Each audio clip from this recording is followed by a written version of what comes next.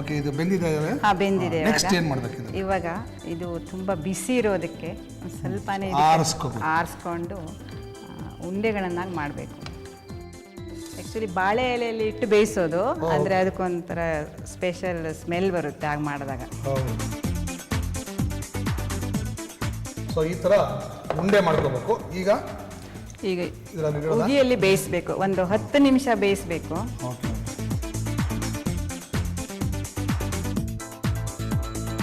ಇದು ಆಲ್ರೆಡಿ ಬೆಂದಿರೋದ್ರಿಂದ ಮುಕ್ಕಾಲು ಭಾಗ ಬೆಂದಿರುತ್ತೆ. ಸೊ ಒಂದು 10 ನಿಮಿಷ ಇಟ್ಟರು 10 ನಿಮಿಷ ಸಾಕು. 10 ನಿಮಿಷ ಬೇಯಬೇಕು. ಅಲ್ಲಿ ತನಕ ನೀವೆಲ್ಲ ಕಾಯಲೇಬೇಕು, ಏನು ಮಾಡೋಕ್ಕಾಗಲ್ಲ. ಓಕೆ, ಈಗ ಇದು ಚೆನ್ನಾಗಿ ಬೆಂದಿದೆ. 10 ನಿಮಿಷ ಆಯ್ತಲ್ಲ, ಓಪನ್ ಮಾಡ್ತೀರಾ? ಚೆನ್ನಾಗಿ ಬೆಂದಿದೆ. ಸೊ ಇದು ಈಗ ವಡಕ್ಕಿ ಮುದ್ದೆ ರೆಡಿ ಅಂತ ಅನ್ಬೇಕು. ಇಷ್ಟ ಆದರೆ ತಿನ್ಬಿಡ್ಬೋದಲ್ಲ ನಾನು? ಖಂಡಿತ ಖಂಡಿತ ಖಂಡಿತ.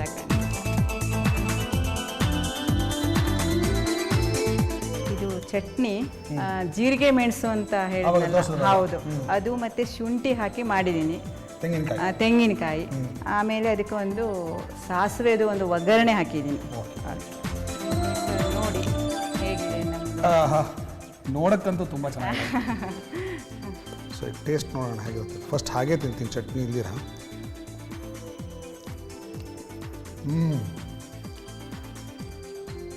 ಸೂಪರ್. ನಾನು ಇಂಥದ್ದು ಯಾವತ್ತೂ ತಿಂದಿಲ್ಲ, ಇವತ್ತೇ ಫಸ್ಟ್ ತಿಂತಾರದು. Thank you sir. ಸೂಪರ್ ಆಗಿದೆ. ಅದಕ್ಕೆ ಖಾರ ಇದ್ರೆ ತುಂಬ ಟೇಸ್ಟ್ ಜಾಸ್ತಿ. ಹೌದು. ಇನ್ನು ಕೆಲವರು ಸ್ವಲ್ಪ ಸ್ವೀಟ್ ಮಾಡ್ತಾರೆ ಅಂತ ನನಗೆ ಗೊತ್ತಿಲ್ಲ. ಸ್ವೀಟ್ ಮಾಡಿದ್ರೆ ಅದು ಹೇಗಿರುತ್ತೆ ಗೊತ್ತಿಲ್ಲ ನನಗೆ.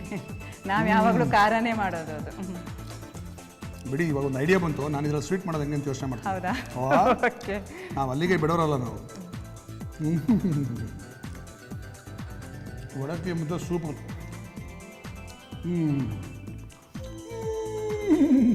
ಸೂಪರ್. ನಮ್ಮೂರ ಊಟದ ನಂತರ ಮತ್ತೊಮ್ಮೆ ನಿಮ್ಮೆಲ್ರಿಗೂ ಬೊಂಬಾಟ್ ಭೋಜನ ಕಾರ್ಯಕ್ರಮದ ನನ್ನ ಫೇವ್ರೆಟ್ ವಿಭಾಗ ಕೈ ರುಚಿಗೆ ಸ್ವಾಗತ. ಕೈ ರುಚಿಯಲ್ಲಿ ಇವತ್ತು ಸ್ಪೆಷಲ್ ಆಗಿ ಒಂದು ಹುರುಳಿಕಾಯಿ ಡಿಶ್ ಮಾಡೋದನ್ನು ಹೇಳ್ಕೊಡ್ತಾ ಇದ್ದೀನಿ.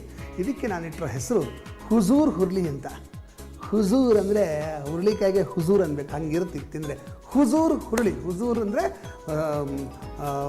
ದೊರೆ ಅಥವಾ ಜಹಾಪನ ಅಂತ ಅರ್ಥ ಬರುತ್ತೆ. ಹುಜೂರ್ ಅಂದರೆ ನಮಸ್ಕಾರ ಮಾಡ್ಕೊಂಡು ಜಿ ಹುಜೂರ್ ಅಂತಾರಲ್ಲ, ಆಗಲಿ ಸ್ವಾಮಿ ನೀವು ಹೇಳ್ದಂಗೆ ಕೇಳ್ತೀವಿ ಅಂತ. ಹಾಗಾಗಿ ಹುರುಳಿಗೆ ಜಿ ಹುಜೂರ್ ಅನ್ನೋ ಹಂಗೆ ಅನ್ಸುತ್ತೆ ಈ ಹುರುಳಿಕಾಯಿ ಡಿಶ್ ತಿಂದರೆ. ಅದಕ್ಕೆ ಜಿ ಹುಜೂರ್ ಅನ್ನೋ ಬದಲು ಹುಜೂರ್ ಹುರುಳಿಕಾಯಿ ಅಂತ ಹೆಸರಿಟ್ಟಿದ್ದೀನಿ. ಓಕೆ, ಈ ಹುಜೂರ್ ಹುರುಳಿಕಾಯಿ ಮಾಡೋದಕ್ಕೆ ಏನೇನು ಪದಾರ್ಥಗಳು ಬೇಕು ಅಂತ ನೋಟ್ ಮಾಡ್ಕೊಳ್ಳಿ. ಮೊದಲನೇದಾಗಿ ನಾನು ಹುರುಳಿಕಾಯಿನ ಸೆಂಟ್ರಿಗೆ ಉದ್ದುದ್ದಕ್ಕೆ ಹಿಂಗೆ ಕಟ್ ಮಾಡಿದ್ದೀನಿ. ಟೊಮೆಟೊ ಸಣ್ಣದಾಗಿ ಹೆಚ್ಚಿಟ್ಕೊಂಡಿದ್ದೀನಿ, ಈರುಳ್ಳಿ ಸಣ್ಣದಾಗಿ ಹೆಚ್ಚಿಟ್ಕೊಂಡಿದ್ದೀನಿ. ಹಣ್ಣು ಹುರುಳಿಕಾಯಿ ಬೀಜವನ್ನು ಬೇಯಿಸಿ ಇಟ್ಕೊಂಡಿದ್ದೀನಿ. ಬೇಯಿಸಿರುವ ಆಲೂಗಡ್ಡೆಯನ್ನು ಸಣ್ಣ ಸಣ್ಣ ಕ್ಯೂಬ್ ಮಾಡಿ ಇಟ್ಕೊಂಡಿದ್ದೀನಿ. ಹಸಿಮೆಣಸಿನಕಾಯಿ, ತೆಂಗಿನಕಾಯಿ, ಬೆಳ್ಳುಳ್ಳಿ, ಶುಂಠಿ, ಎಣ್ಣೆ, ಕಡಲೆಬೇಳೆ, ಉದ್ದಿನಬೇಳೆ, ಇಂಗು, ಸಾಸಿವೆ, ಸ್ವಲ್ಪ ಕೊತ್ತಂಬರಿ ಸೊಪ್ಪು, ರುಚಿಗೆ ತಕ್ಕಷ್ಟು ಉಪ್ಪು. ಇವೆಲ್ಲ ನಮ್ಮ ಇವತ್ತಿನ ಸ್ಪೆಷಲ್ ಹುಜೂರ್ ಹುರುಳಿಗೆ ಬೇಕಾಗಿರತಕ್ಕಂಥ ಪದಾರ್ಥಗಳು. ಈಗ ಈ ಹುಜೂರ್ ಹುರುಳಿ ಮಾಡೋದು ಹೇಗೆ ಅಂತ ಹೇಳ್ಕೊಡ್ತೀನಿ. ಲೆಸನ್ ನಂಬರ್ 1, ಸ್ವಲ್ಪ ಒಲೆ ಹತ್ತಿಸಬೇಕು. ಲೆಸನ್ ನಂಬರ್ 2, ಒಂದು ಪಾತ್ರೆ ಇಡಬೇಕು. ಹಸಿಮೆಣಸಿನ್ಕಾಯಿ ಒಂಚೂರು ಬಿಸಿ ಮಾಡ್ಕೊತಾ ಇದ್ದೀನಿ. ಇದಕ್ಕೆ ತೆಂಗಿನಕಾಯಿ ತುರಿ ಮಿಕ್ಸ್ ಮಾಡೋಣ. ಈಗ ಇದನ್ನು ನಾವು ಮಿಕ್ಸಿಗೆ ವರ್ಗಾಯಿಸ್ಕೊಳ್ಳೋಣ. ಇದಕ್ಕೆ ಬೆಳ್ಳುಳ್ಳಿ 1 ಇಂಚಷ್ಟು ಹಸಿ ಶುಂಠಿ ಹಾಕಿ ಇದನ್ನು ನುಣ್ಣಿಗೆ ರುಬ್ಕೊಳ್ಳೋಣ. ನಾನು ಇದನ್ನು ನುಣ್ಣಿಗೆ ರುಬ್ಕೋತೀನಿ. ಅಷ್ಟರಲ್ಲಿ ನಿಮ್ಮೆಲ್ರಿಗೂ ಒಂದು ಕಿವಿ ಮಾತು.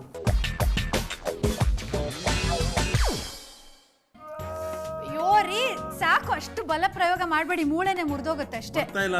ಅದೇ ಹೇಳ್ತೀನಿ ನಾನು, ಡಯಟ್ ಮಾಡ್ರಿ ಅಂತ. ಈಗ ನೋಡಿ ಹೆಂಗ್ ದಪ್ಪ ಆಗಿದ್ದೀರಾ, ಉಂಗ್ರ ಬರ್ತಾನೆ ಇಲ್ಲ. ಅದಕ್ಕೊಂದು ಒಳ್ಳೆ ಉಪಾಯ ಹೇಳ್ತೀನಿ, ಕೋಪ ಮಾಡ್ಕೋಬೇಡಿ. ಆಯ್ತು, ಓಕೆ.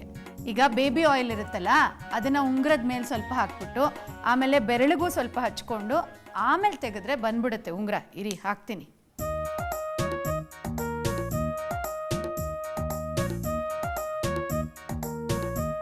ತೆಗಿರಿ. ಈಗ ನೋಡಿದ್ರಾ ಎಷ್ಟು ಈಸಿಯಾಗಿ ಬಂತು. ಮುಂಚೆನೆ ಹೇಳೋದಲ್ವಾ ನೀನು? ನಂಗೇನ್ ಗೊತ್ತಿತ್ತು ಅಷ್ಟೊಂದು ಟೈಟ್ ಆಗಿ ಕೂತಿದೆ ಅಂತ? ನಿಮ್ಗೆ ಗೊತ್ತಾಯ್ತಾ? ನಿಮ್ಮ ಬೆಟ್ಟಗಳಲ್ಲಿರೋ ಉಂಗುರ ಟೈಟ್ ಆಗಿ ಅದನ್ನ ತೆಗೆಯೋದು ತುಂಬಾ ಕಷ್ಟ ಆದ್ರೆ ಟೆನ್ಷನ್ನೇ ಮಾಡ್ಕೋಬೇಡಿ. ಒಂದು ಚೂರು ಬೇಬಿ ಆಯಿಲ್ನ ಉಂಗ್ರದ ಸುತ್ತ ಹಾಕಿ ಕೈ ಬೆಟ್ಟಿಗೆ ಅದನ್ನು ಸೌರಿ ಆಮೇಲೆ ತೆಗೀರಿ, ಈಸಿಯಾಗಿ ಬಂದ್ಬಿಡುತ್ತೆ. ಈಗ ರುಬ್ಬಿದ್ದಾಯಿತು. ಈಗ ಮಾಡೋಕ್ಕೆ ಶುರು ಮಾಡೋಣ ಹುಜೂರ್ ಹುರುಳಿನ. ಸೊ ಲೆಸನ್ ನಂಬರ್ 1, ಒಲೆ ಹತ್ತಿಸಬೇಕು. ಇದ್ರ ಮೇಲೆ ಒಂದು ಪ್ಯಾನ್ ಇಡೋಣ. ಇದಕ್ಕೆ ಸ್ವಲ್ಪ ಎಣ್ಣೆ ಹಾಕೋಣ. ಒಂದು 2 ಟೇಬಲ್ ಸ್ಪೂನಷ್ಟು ಎಣ್ಣೆ ಕಾದಿದೆ. ಈಗ ಇದಕ್ಕೊಂದು ಚೂರು ಹಿಂಗೆ ಹಾಕೋಣ. ಸಾಸಿವೆ, ಕಡಲೆಬೇಳೆ, ಉದ್ದಿನಬೇಳೆ, ಉದ್ದಿನಬೇಳೆ, ಒಂದು ಸ್ವಲ್ಪ ಬಣ್ಣ ತಿರುಗ್ತಿದ್ದಂಗೆ ಹುರುಳಿಕಾಯಿ ಹಾಕೋಣ. ಹುರುಳಿಕಾಯಿ ಎಣ್ಣೆಯಲ್ಲಿ ಚೆನ್ನಾಗಿ ಬೇಯಬೇಕು, ಸಾಫ್ಟ್ ಆಗಬೇಕು. ಅದು ಮಧ್ಯದಲ್ಲಿ ಕಟ್ ಮಾಡಿರೋದ್ರಿಂದ ಬೇಗ ಬೇಯುತ್ತೆ, ಜಾಸ್ತಿ ಟೈಮ್ ಹಿಡಿಯಲ್ಲ. ಈಗ ಇದಕ್ಕೆ ಈರುಳ್ಳಿ ಹಾಕೋಣ.